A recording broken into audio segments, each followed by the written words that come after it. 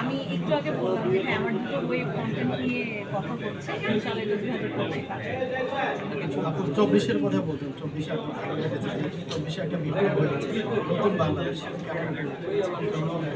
আর নতুনদের হাতে তো সব কিছু একটা সময় ছেড়েই দিতে হয়, না আসলে নতুন করে নতুন সম্ভাবনা সৃষ্টি হয় না।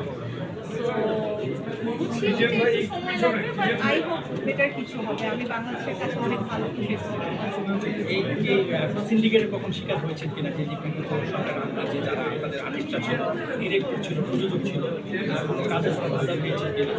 সিন্ডিকেট আসলে সব জায়গাতেই থাকে, এগুলোকে কেয়ার করলে আসলে কেয়ার করা হয়।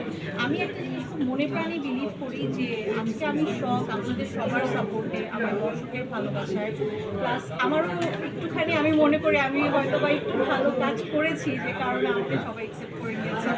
আমি যেটা বিলিভ করি যে সিন্ডিকেটের মধ্যেও কারো যদি মনে হয় যে না আমার শখকে লাগবে, শখ আমার এই ক্যারেক্টারটার জন্য পারফেক্ট, ওগুলো আসলে কিছু ম্যাটার করে না। আর কত সময়ের জন্য সিন্ডিকেট করে কতদিন আসলে মিডিয়াতে কাজ করা যায়।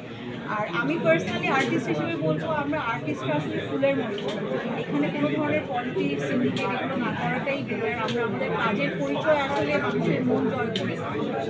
সবাই যেন এইসব ছুট ঝামেলা ভুলে যে মানুষের মনে যেন জায়গা করে নেয় কাজ।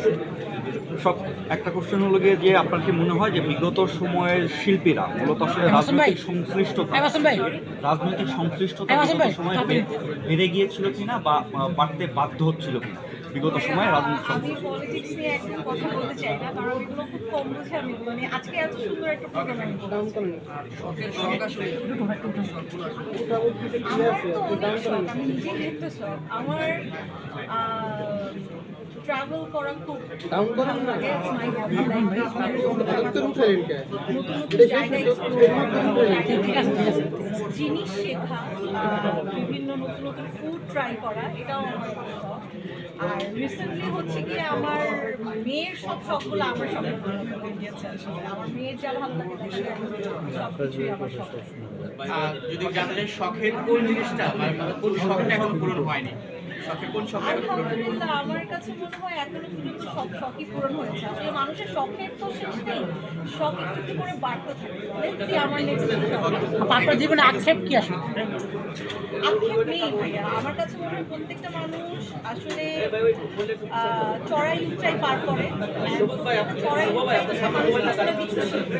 আমি আসলে এমন টাইপের মেয়ে যে কখনো থাকে না কি বলে এটাকে, নিরাশ হয়ে পড়ি না। আমার কাছে মনে হয় যে